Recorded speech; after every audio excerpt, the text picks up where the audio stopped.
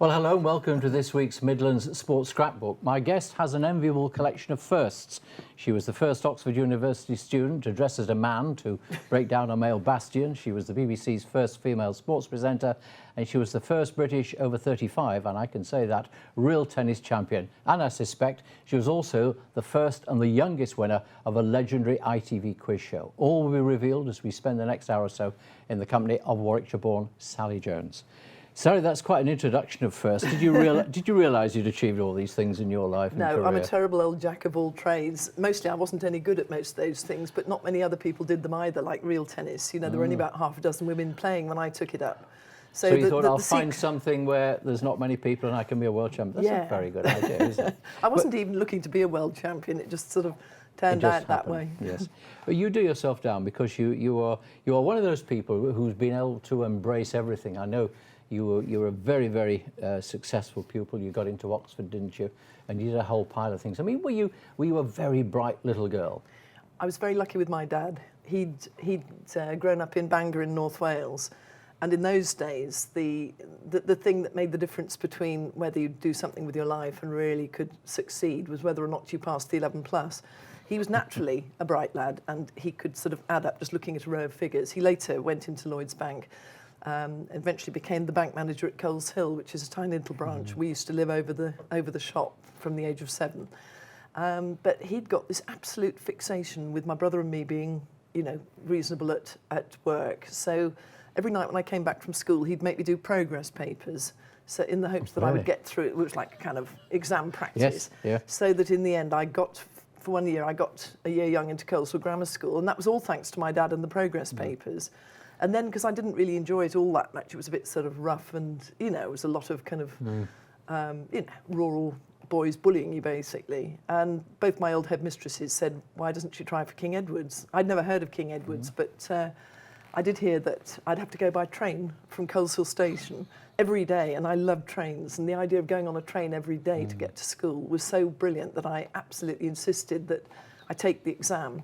Then I went to take the exam, and the school was so gorgeous. It was 2 days of absolute bliss. It was like the sort of third form at St Clair's. It was like something out of Enid Blyton, and utterly unlike anything I'd ever known. And I came back and I just cried to my mother because I so wanted to go there. And it got these lovely netball courts and a tennis wall and a beautiful swimming pool. And so that's where I ended up. Everything that young Sally wanted. Yeah. So with all these progress papers, I mean, did you have to push yourself to achieve? Are you telling me that you weren't naturally bright? I always read a great deal. I don't think I was naturally bright. I mean, I was fairly average at school, but I mean, King Edward's, the trouble was there were lots of very clever girls there, so you always felt a bit third rate. And when I was all set to go to Bedford PE College, because all I'd ever done really at school was run around the netball court and go in tennis tournaments and play a bit of hockey. And so everybody thought, oh yeah, a natural for Bedford PE College. Then one of my friends who was in the county tennis team and a great mate of mine came and took her A-levels and her Oxbridge entrance from King Edward's. And I thought, God, well, if Jane, who's in the tennis team, can try for Oxford, then perhaps I can. So I tried. And much to my amazement, I got in. And the clever girl that everybody expected would be an absolute shoo-in that could write all these beautiful little essays was so sad. But, I mean, she should have got in. She was much more assiduous, much harder worker than I was. She didn't get in and I did. And it was a major sort of injustice, really. Okay. So where did the ability at sport come from? Because we're talking in a minute about how you achieved at Oxford and achieved post-Oxford. But, I mean, were you one of these? Were you out with a ball? Were you doing things from a very young age? I mean, was your dad persuading you to do it? No, I mean, my dad, he was a great, he'd grown up very poor. He would go run, he'd do a bit of running. He grew up in Bangor in North Wales, so I've got a little bit of Welsh background there. He'd sail other people's boats for them. He'd run up and down Trivan or Snowdon. So he was very keen on us being fit and healthy and being able to run. My mum's family were all very keen on cricket, tennis, golf, rugby, you name it. They'd all played it. My gran, who'd hardly ever had a coaching session of any sort, played hockey for the West of England, and she was probably near a county standard lawn tennis player without having any kind of coaching. Yeah. She was just terribly dogged. And she used to stand on court with me at the public courts and hit the ball side to side and then show me how to wrong foot people, how to make them go one way and then do a nasty little drop shot out of their reach. And so I've always been more of a kind of strategic player than somebody with beautiful strokes, because I didn't have much coaching early on, but I was lucky enough to get taken up by Warwickshire. So was tennis your first sporting love? I loved tennis. I mean, I would take my funny little, you know, holy old racket to school, and then after school I would just knock the ball for hours against the wall, and I would just drag anybody who would come out to play with me onto the public courts. You know, we'd have to clear rubble off the courts to be able to play and put the net up to about 2 foot high. This was the public courts at Coleshill, and my mum would come and she was trying to teach me to serve. And because she hit a nice forehand, I really thought that if she and I played together, we could play at Wimbledon. You know, you've got a totally unrealistic idea of how good you've got to be to play at Wimbledon and what people's standards are. So once again, rather like with the studying, it was the dogged persistence that was in Sally then, was it? It was competitive. I was always very competitive, and it didn't matter. My gran was very competitive. I mean, I've seen her playing clock golf at the church fete, and instead of just having a little bash, she'd be lying on her tummy and clearing imaginary flies' wings off the... And I mean, she used to win nearly everything. I mean, she took up golf at the age of 60, and by the time she was 63, she was playing for Warwickshire veterans. Well, I mean, you know, having never played before, and then at the age of 80, she went round in her age, which is a fantastic feat. Not many people ever go around the course in their age. Yeah. So when you were at school then and prior to Oxford, you were able to balance the academia with the sport, but the sport always won, did it? The sport always won. They were always saying to me, oh, you know, Sally's actually got to apply bum to seat and do a bit of revision before O-levels and then a bit of revision before A-levels. I didn't get particularly good exam grades, actually, because I was so busy off doing county netball and this and that. And Pat Cropper, you know, the old runner who used to coach us, this was Birmingham School's netball, and it was enormous fun because she made sure we were incredibly fit. We were sort of spending our time running up and down gyms with some of the large girl on our backs. You know, we were probably about as fit as people could have been in those days under the old sort of regime and training systems. It's all totally changed now with all bands and, you know, balls that you balance on and everything. But we were pretty fit. So in those early days then, it was tennis and netball, was it? They were the two main things? Yeah, I loved swimming. I used to swim for Birmingham ladies, not very well. I had a great friend called Leslie Power, who was somebody I'd always sort of aspired to swim like. You know, she was a national junior swimmer. But her dad and mum used to take me to the to Birmingham ladies training, and my jaw used to drop when I saw how fast she could swim. I mean, she would literally do 2 lengths for my 1. But I mean, I was a perfectly reasonable swimmer for sort of school level. But and I loved rounders as well. I'd always been able to see a ball and hit it a long way. And at school, rounders was the big game, I suppose, because it was cheap to do and, you know, easier to coach than netball. And funnily enough, since then, I've actually done some work with the National Rounders Association, trying to get them some more coverage, because it's quite a well-kept secret at the moment. You know, it's a fantastic game, and the people that play it at a high level are probably just as athletic and talented as, say, an international hockey player or netball player would be, but because they're doing it in a minority sport, they don't get seen so often. Well, was there ever a moment, particularly, say, when you were at Oxford, when you thought, maybe I could have a career playing sport?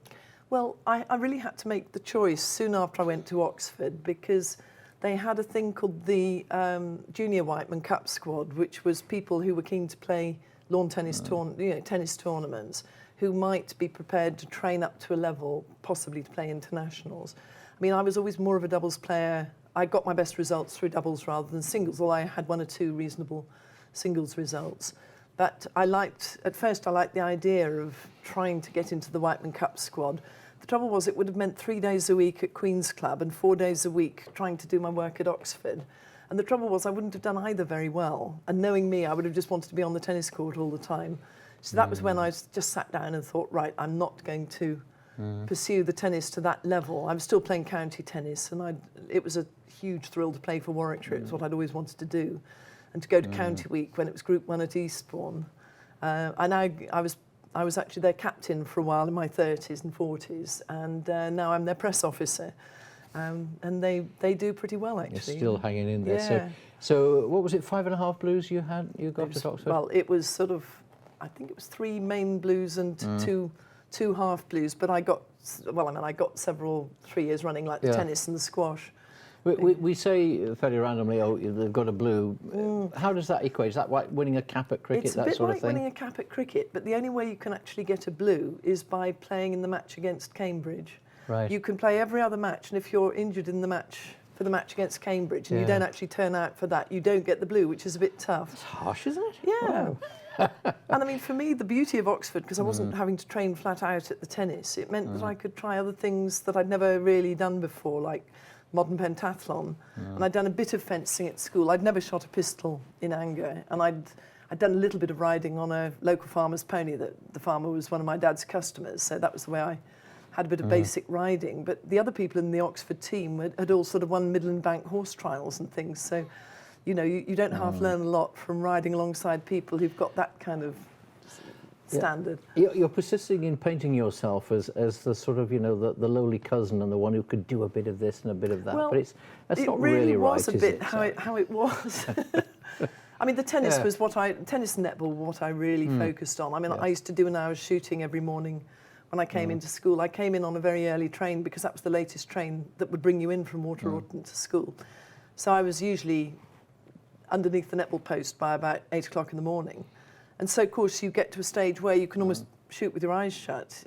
And even if you're not the quickest or not the most naturally talented, if you work hard enough at it, you can develop those skills. I mean, I was lucky to be tall. I was always about 5'11". And in those days, it was very tall. I mean, these days, somebody of 6'2" or 3" is not a rarity in England netball. I had an England trial, and I didn't get through. I capped in the Midlands, but I didn't get through the England trial. I'd have loved to have played for England. Now, you got a blue at cricket as well, didn't you?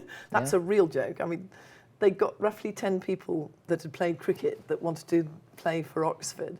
So they came around the netball team and said, OK, you lot that can throw, anybody want to come and try cricket? I played a bit in the back garden at home, and, you know, most of my family played a bit of cricket, so I said I'd go along. And the nice thing was that some of the top men cricketers from the university, including a very good-looking guy who I rather liked, were going to be coaching us. So there was quite a kind of... Now I understand. Yeah. Yes. Okay. It sort of helped. Yeah. So when you play cricket, I mean, what was your skill? I was a batsman, really, or batswoman, really. We had a girl called Margaret Roebuck, who was the late Peter Roebuck's sister, the former Somerset. I think he was Somerset captain, wasn't he? He was indeed for many years. And on the yes. verge of England. I think he could almost have opened the batting for England. He's very kind of methodical. And she was a fantastic player. And if we'd got her in the team, it didn't matter who we played, we won. And if we didn't have her in the team, we almost always lost. So, you know, we tried to, we'd even help her with her essays, just so that she could come along and play for us. I mean, you clearly, you got a lot of enjoyment out of sport. I mean, I suppose the taking part, but also the sort of interaction with other people and all of that. It was the friends as much as anything. I mean, I used to play in all the sort of British University championships and the squash and the tennis. And it was great fun because the prize for being in the final of the British University's tennis was to go on a tennis tour of Southern Ireland there were 2 girls and 4 lads. And we were sent off in a big old Volvo, one of the guys driving it, very dangerously, all around Ireland. And we went to Dublin, we played at the Fitzwilliam before they allowed women to play. And we relatively were much higher standard players than the blokes from our team, but we were put on a side court to play our matches, and the blokes were put on the sort of show court, and I always felt that was a bit unfair because they'd have seen a much better match, you know, particularly with our top player and, you know, the top Southern Irish girl. And I wrote a diary. I've always written and sort of kept a diary of what was going on, and I just wrote a diary of all the funny things that happened. And we went down to Cork and we played in the Open tournament there, and they really don't take their tennis seriously. I mean, everybody plays like mad.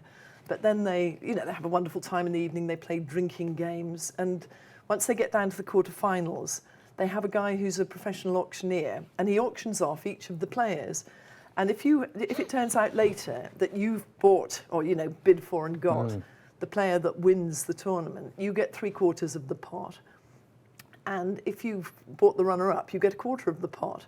And so, obviously, they were fairly sure that our top girl, who was a great friend of mine called Nuala Dwyer, was going to win the tournament. So they didn't have much takers for who was going to win it. But somebody bought me fairly cheaply because they didn't know anything about me. And they all thought that the Irish #1 was going to be the finalist against my friend. I happened to beat the Irish #1, and so I had to play my mate in the final. So I actually I'd bet on myself, and various other people had as well. So we made actually quite a decent little sum from getting through to the final. So there was a bit of entrepreneurial spirit in there as well.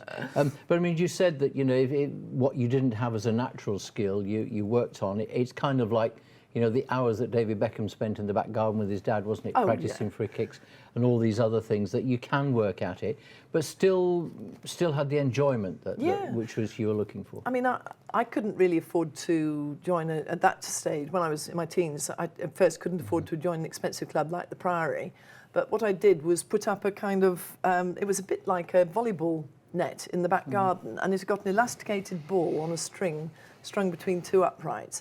And I go out there in the middle of winter, literally with it snowing, and I just practice volley, volley, volley, volley, and that's still the strongest part of my game.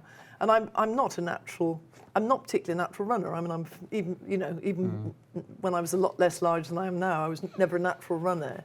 But I was quite good at anticipating where the ball was going to go. That's great. For the moment, Sally, thank you. We've got to take a break now, and we will talk some more about the life and times of Sally. So it seems as though you embraced life at Oxford University fully and enjoyed every minute of it. Is that a fair comment? It's a very fair comment. I really should have worked a lot harder. I sometimes wish I'd taken a bit more advantage of the academic side, but you know, it was so new and so exciting. I was actually the first member of my family to go to university, and suddenly, and at first I thought, I'm rubbish, you know, surely somebody's going to find me out. They're going to realise I shouldn't be here.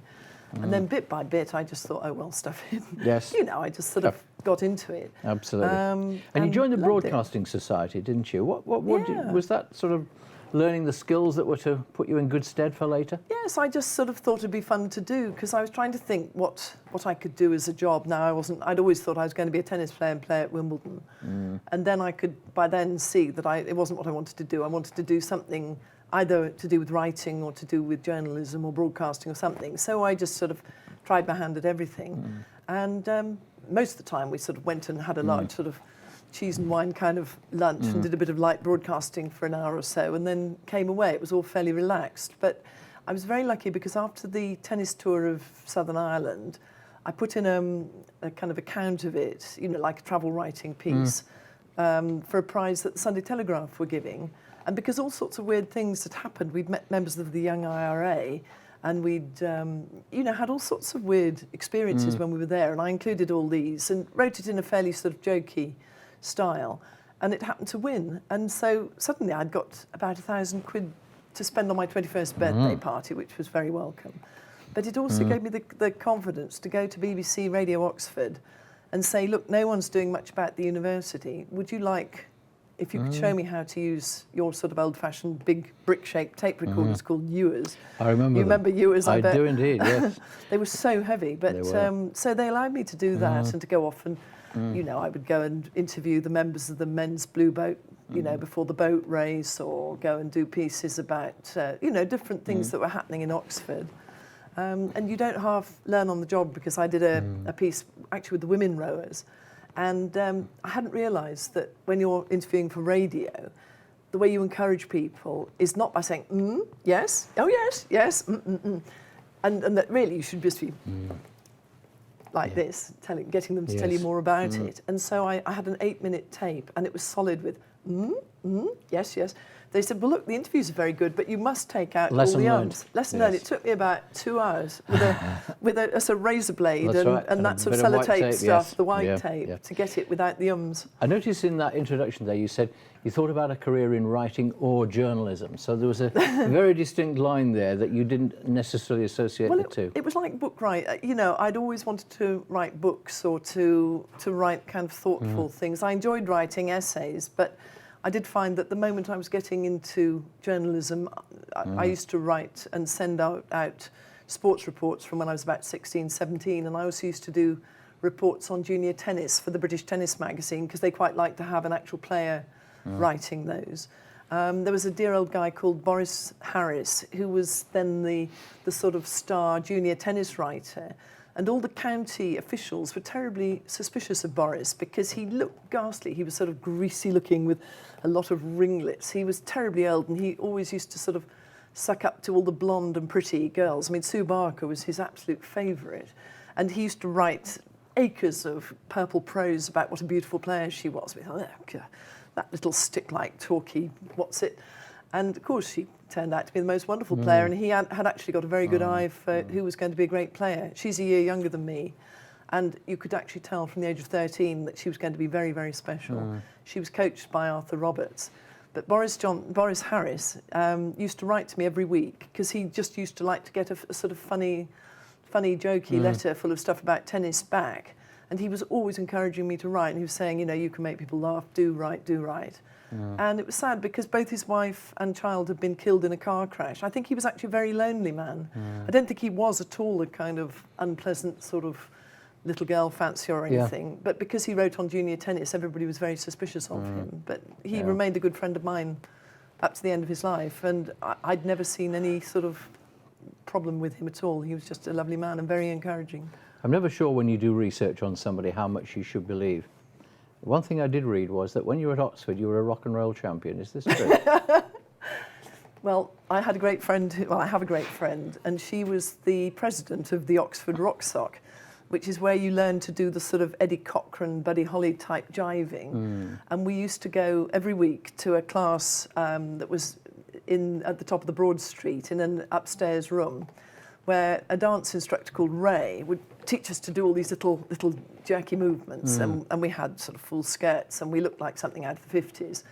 And every year they would have the Rock Sock Bop, and if you'd already won the Rock Sock Bop, you weren't able to take part in the dance-off, and it was done just like a proper 50s dance-off. You and your partner would be jiving away to various numbers, and the people would come around and tap on the back those who they thought ought to sit down, and so this went on until there were just two couples left. And then they would dance against one another. And then each one would it would be measured on a clapometer as to who had got the most applause and approval. And it happened that I knew nearly everybody there. There was another couple who were actually much better dancers than my partner and I were. But because everybody knew me, because I'd been going to yachts, we got a fantastic hand. My partner, who'd never won anything for dancing at all, was absolutely thrilled to bits. We were given the beautiful Eddie Cochran LP as our prize. How good is that? I mean, for all you said and for all the image and everything of you, Sally, you were always up for pranks, weren't you? Yeah. I love a good tease. I love sort of fooling about. I think most of my family are a bit like that. So we always like a bit of sort of.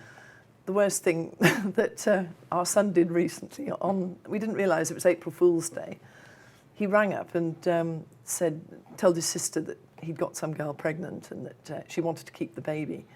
And while I'm very happy for him to have a girlfriend and a baby and everything, I'd really rather he got married first. And we were absolutely sort of, what do we do now? And so I said, oh, no, well, we must, provide for this baby. And we'd got the baby's whole life mapped out by the time he rang back. He did it so effectively that my husband and I were literally... He learnt from you then. Yeah, afraid he did. Yeah. The worst thing I did, though, was to, as you say in your intro, I went to one of the Oxford clubs, and one of my friends had put me up to going dressed up as a boy because he hated this all-male snooty thing. It was a club called the Gridiron Club, which many of the Bullingdon Club members would also belong to. And it had a sort of dining rooms and a big sort of club room in the middle of Oxford. And so he helped me dress up for it in all the Was this in full evening dress? It wasn't actually. It was in proper toff daytime dress. It was jewel-coloured cords, nice brogues, a beautifully soft cashmere sweater, a striped shirt without a tie, visible at the neck, a flat cap which you wore to the door of the place. You then removed the flat cap. And he taught me how I should drink my pint, how I should sort of sit, i.e. knees apart, not folded genteelly over, etc. And I took a copy of the Sporting Life because I knew I'm a terrible giggler. As I found to my cost at Central Television, Bob Warman was always trying to make me laugh at Central. But I took a copy of Sporting Life so that if the giggles got too much or I really wanted to take refuge, I could literally go behind the Sporting Life. And I actually thought I was going to hear lots of frightful things about my friends and who'd been doing what to whom the night before, and not one word about women passed their lips. All they talked about was horse racing, going down the bookies and maybe what Oxford United or one of their football teams had done. So did they rumble you, or did you admit, or did you just have your fun and leave? I had my fun. Nobody there rumbled me. I was sitting opposite a guy I knew really well called Hugh, who was a classicist who I'd actually been at tea with the day before. And I thought, I really didn't believe that he could not see that it was me. So I winked at him. And he immediately thought I was gay. But he didn't realise that I was me, because I got a sort of slight 5 o'clock shadow, and I put green face make, a little bit of greenish face makeup on to take the pink of my cheeks away, because the problem was I looked too sort of soft-skinned and pink-cheeked, and I used eyebrow pencil to give myself a little bit of 5 o'clock shadow. And something like 22 people seconded me. My friend had actually who was a member of the club, had put me up for membership. 22 of them seconded me. And then, unfortunately, one of my friends let it out to one of the committee members and said, "Oh, wasn't that funny, that trick Sally played on the gridiron the other day?" And they said, "No, we haven't had any women in." "Oh, no, she's up for membership." "We wouldn't put a woman up for membership." And she said, "Oh, no, not under her own name. She's there as Simon Barlow Jones." And then they went back to the membership book, and they realised that Simon Barlow Jones, i.e. me, had got about 22 people seconding them. They invited me to a membership meeting, which would have been awful if I'd gone. I think there would have been a frightful sort of debagging session. So fortunately, I heard that my friend had blown the gaff by mistake. She was very apologetic. So I never did become a member of the Gridiron. Well, it was a good wheeze, wasn't it? It was a scream. I couldn't believe I got away with it. No, it seems extraordinary. You mentioned the sort of the Bullingdon Club and things like that. Who were your contemporaries at Oxford? Are there people who are now in high office? Colin Moynihan, who became Lord Moynihan, who he became, as they say, the miniature for sport. He was Minister for Sport. He was, yes. He's now, has been very closely involved with the Olympic movement and with the Olympics in 2012. I'm trying to think who else was there. There were, a guy called Sebastian Roberts, who became a top general. I should think about half the city, the really well-known city guys, who made absolute fortunes. But you clearly embrace this new lifestyle and this new way of living. I mean, I'd read Brideshead Revisited by Evelyn Waugh before I went up, and I thought it was all going to be, punts and teddy bears and stately homes and this kind of thing. And while there was a tiny element of that, there were plenty of people from backgrounds like, just ordinary backgrounds like mine, who were just sort of, I rather like that sort of image and the sort of living the dream and, doing the tap dancing. But, and dressing up and fooling people. Fooling about. and all those things. At least we now know why your son did it to you and your husband, John, and indeed why he got away with it. That's the end of our second part. Sally Jones, for the moment, thank you very much. So, Sally Jones, you've sent articles that won prizes and you're on your way. Did you kind of leave Oxford and think, right, then, this is the career I want? Did you think, I want to be on camera, or was it not in the plans at the time? No, I wanted to write, really. That was always what I wanted to do. And I'd had the chance to do advertising or to work for Ford or Shell. And my dad, being a bank manager, I'd got an offer from the BBC as a news trainee, and they were paying the princely sum of $2,400 a year then. Shell had offered me just under 6,000, which seemed like, beyond the dreams of Croesus. It was such a lot of money compared to it was about what my dad was earning as a bank manager. It was so much. And my father was saying, "Oh, Sal, you'll thank me for taking Shell if you take it. You take it, it'll be a wonderful job for you." And I just literally held off. I knew I wanted to do something, and the BBC job seemed like so interesting, and you were really at the heart of moving news stories and what was happening. And I loved the BBC News traineeship. And the people like Jackie Ashley, and a guy called Charles Hodgson, who later worked for CNN and Channel 4 News, and Damien Green, now a well-known politician, who was immigration minister for a while. So it was a fascinating time, and you got the sort of nuts and bolts of the technical side of it. And then I had 3 months on attachment to Plymouth, and I loved Plymouth and that area so much, with Dartmoor and all the walking and the sea and everything, that when the ITV company round there, sort of asked me to apply for they had a woman reporter job come up, and I applied for it and was lucky enough to get it. And, so I had 3.5 very happy years down there as a kind of cub reporter. Yes, I mean, it's a great part of the world down there. I Yeah. worked for the politics show down in Plymouth, and I absolutely loved that time. You, as you say, jumped ship. What would it be? Westwood Television? in Westwood those days? Television Yes. then, yeah, yes. Okay. And a real oddball guy called Peter Cadbury was like the sort of the bad penny of the Cadbury clan, but a real entrepreneur. Became a journalist, yes. Of course. Yeah. Journalist or estate agent. Yes, yeah. But he'd been, I think, shipped off to the colonies. It was either, I don't know, South Africa or Australia. He'd been given a lot of money to go away, and he came back having made a fortune. He'd punted the lot on a lucky gold mine or lucky mine of some sort, and he came back with lots of money. And so bought into this television company, which he ran as his own private fiefdom. And we used to have terrific rows with him, because one time he started up his own airline called Air Westwood, and he tried to force the newsroom to run the entire evening news programme from the airfield where Air Westwood was based in Exeter. And we said, no, we'll do a 3-minute piece on it, as we would do for the start-up of any big new business that might employ a lot of people around here. And he basically threatened to sack us all, but we said, well, you can't sack all of us.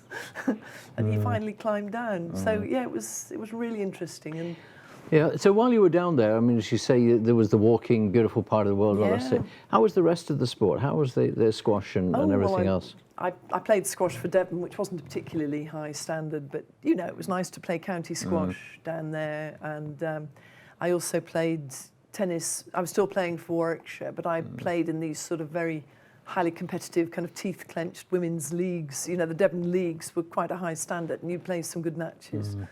So I tried to keep the tennis going as much as I could. And I was still playing for Warwickshire. And then not long after I left Westwood, I was, after Central, I started working for BBC Breakfast Time. And I was due to go and play at Exmouth in Group 2 for Warwickshire. I was sitting down in Exmouth the night before, on the Sunday night before we started. And Breakfast News rang up and said, "You've got to come up quickly. Jeremy Paxman's lost his voice totally. He'd had a throat operation and couldn't speak, and they had nobody else who could do it." So I had to hop in a taxi all the way from Exmouth to London, present the show, and then we were due on at 11 o'clock in the morning. And if I didn't get on court at 11 o'clock, we'd have forfeited the match. And this poor guy, my chauffeur, knew how vital it was. It's a very long way and bad roads. He got me there at 2 minutes to 11, and my team were all sitting on the wall waiting to see if I was going to get there in time. I'm glad to say we managed to beat Middlesex by 1 rubber. So how did you get into real tennis, and exactly what is it? Because I know it's a version of the game we all know, lawn tennis, but what's the difference? Yeah, well, it's actually the game that lawn tennis derived from in about the 1870s. But it was the old-fashioned game that had been played, first of all, as a street game all throughout Europe, and then in monasteries and in royal courts. And real is actually a corruption of the word royal. So originally it was known as royal tennis because it was, in those days, it was played by a lot of royalty and quite grand sort of people. But it probably started about the 14th, 15th century, and it was just originally a ball game played with the hand, probably between shop fronts in, little streets in France and Spain.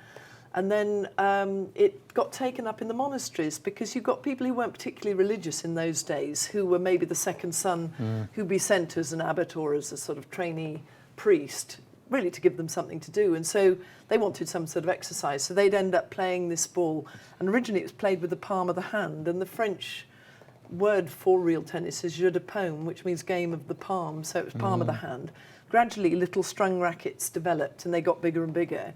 And the kind of rackets that we have today are sort of wooden, solid rackets, and they're actually asymmetrical. And the court itself looks like an old cloister, but with a sort of drooping net. And you can hit the ball off the sloping porches called penthouses and over this net and into certain areas of the court. You can hit it off the main wall. So it's got elements of squash as well, and it's a very strategic game. Because it was much favoured by Henry VIII, wasn't it? I know. Yeah. What was? I mean, when you read this, I mean, what was the moment you thought, "Hey, I think I'd like to have a go at this"? Well, I'd actually seen the court in Oxford. I mean, there are only 26 courts in England, and there's one at Oxford, 2 at Cambridge, about half a dozen in the London area, And luckily, we've got 2 in Warwickshire, one at Morton Morrell, one at Leamington Spa. And they're beautiful, old-fashioned, traditional-looking courts, even the ones that have been built fairly recently. They're roughly the same size, but no 2 are quite the same. Right. And I was friendly with a girl whose husband was the pro at Oxford. She and I used to play a lot of lawn tennis together, and when it was wet, we would go and play lawn tennis on the real tennis court with this funny old drooping net. And in those days, no women played real tennis, so I just thought, oh, well, it's something the men do. But then I happened to be at ITN when I was, I suppose, it was while I was working, around the time I was working at Central Television, so I was sort of like 30-ish, I suppose. And I noticed a little line in the newspaper. It was actually 1985, and it said that a British woman had just lost 6-5 in the 3rd set in the final of the first ever Women's World Real Tennis Championships. And that really intrigued me, because I'd never seen women play. I didn't think women did play. And so I found out a bit more about this British woman who'd lost to the Australians so closely. And the Daily Express, I told about it. They said, oh, go off and do an interview with her. Just tell us something about real tennis. Nobody knew about it. So I went to where this woman lived. She was married to the men's world champion, and they were the head pros at Hampton Court Palace, which is, where there's a beautiful Tudor tennis court. I went to meet her, and I'd got about 3/4 of an hour in which to do the interview. I said, I can't stop. I'll just have a quick watch of the game, and then we'll do the interview, and then I've got to shoot off because I've got some filming to do this afternoon. She says, I'm not going to say a word till you've gone on court and had a go at it. So I went on court. First few shots. See, what a stupid game. Why do they have all these lines? It'd be all right if you just hit the ball over the net, but you were having to sort of note what length you hit it to and where you put it. It's quite strategic. And then suddenly she said, you've got to kind of cut the ball almost like a volley, and you just don't topspin it. It's not like lawn tennis. You just cut it. So I tried it a few times, and suddenly, through some fluke, I hit the ball right, and it kind of fizzed into the corner and died, and it was a winner. And I suddenly just got the bug, that one good shot. I stayed on court for about an hour and a half. I came off court only to stand down the film crew and say, we'll do the filming tomorrow instead. I stayed at Hampton Court for the rest of the day. This woman and I are best friends. She's godmother to my daughter. And I was just totally hooked from that date, and I started playing it wherever I could. And you won a whole stack of things, didn't you? Well, I did. I mean, not many women played then. I mean, there were probably about 4 dozen women that were competing at a reasonable level, and it quite helped to have done a lot of lawn tennis and squash.